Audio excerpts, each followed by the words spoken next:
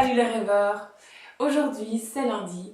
Comme vous pouvez le constater, j'ai changé de décor, c'est étonnant. Nouvelle semaine, nouvelle intention, nouvelle énergie. Alors, vous êtes nombreux à avoir réagi vachement positivement à tout ce que je vous ai apporté au niveau du rangement, du désencombrement et du tri.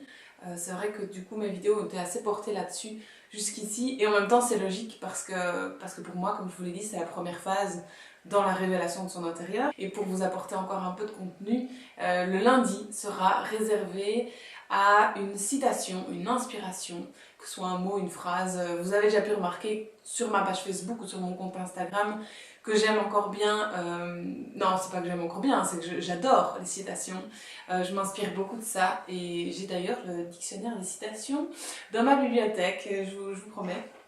Donc cette semaine, la citation, eh bien c'est toujours de Marie Kondo parce qu'elle fait l'unanimité. Je vais vous la lire parce qu'elle est assez longue. Nos affaires illustrent avec une grande précision l'historique des décisions que nous avons prises dans notre vie, que ce soit l'attachement au passé ou la peur de l'avenir. Ranger est un moyen de faire le point sur ce que nous aimons vraiment. Moi je trouve que c'est une très belle façon de voir les choses. C'est sûr que chaque objet qui vous entoure, chaque habit va représenter finalement un choix que vous avez pris de le garder jusqu'ici. C'est une chouette manière quand vous allez commencer à trier vos affaires et à faire un choix, de faire le point sur votre vie, sur ce que vous aimez, sur ce que vous avez envie qui vous accompagne dans la vie de tous les jours. Donc Marie Kondo, elle utilise une expression en anglais, une petite question qu'elle pose comme ça à ses clients. Je vais vous le faire en anglais. Does it spark joy? En français, ça donne beaucoup moins bien, donc on va surtout parler donc, de cette étincelle du bonheur. Donc la question qu'elle pose à ses clients, c'est celle-ci, c'est est-ce que ça t'apporte du bonheur, de la joie? Qu'est-ce que tu ressens quand tu as cet objet entre les mains? Donc je vous en ai déjà parlé, mais c'est vrai que vous êtes plusieurs à avoir réagi là-dessus. Et donc, je crois que c'est important de pouvoir vous l'expliquer un peu plus amplement. Moi, depuis que j'ai découvert Marie Kondo, je trouve que cette approche du tri et de cette étincelle du bonheur, finalement, elle est applicable dans tous les domaines de votre vie. Alors bien sûr, il y a des contraintes qui sont inévitables, il y a des choses qui ne sont pas forcément joyeuses dans la vie, malheureusement. Mais moi je trouve qu'on peut vraiment essayer d'en faire son fil rouge, sa ligne de conduite. C'est-à-dire que dans tous les choix que vous allez être amené à faire, si vous vous posez cette question intérieurement, de pouvoir se dire ok, est-ce que je ressens de la joie? Est-ce que cet objet, est-ce que ce choix de formation, est-ce que cette personne m'apporte de la joie?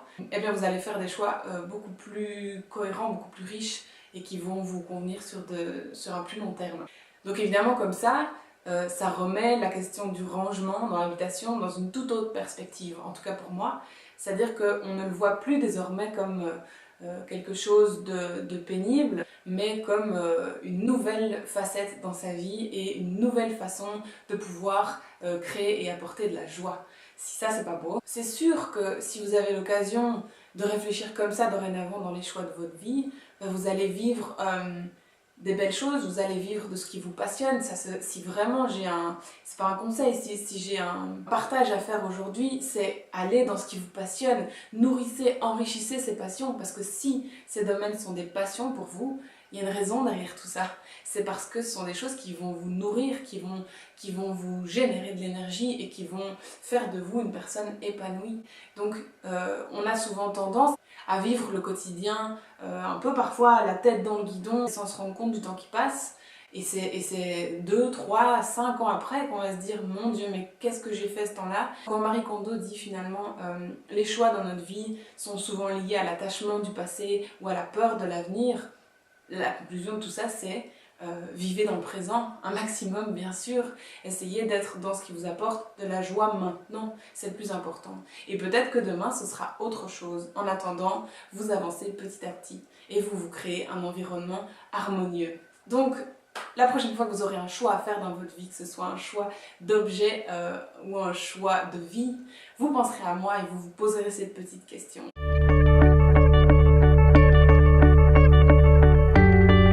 Je vous souhaite à tous une excellente soirée et je vous dis à demain pour une prochaine vidéo. Ciao ciao!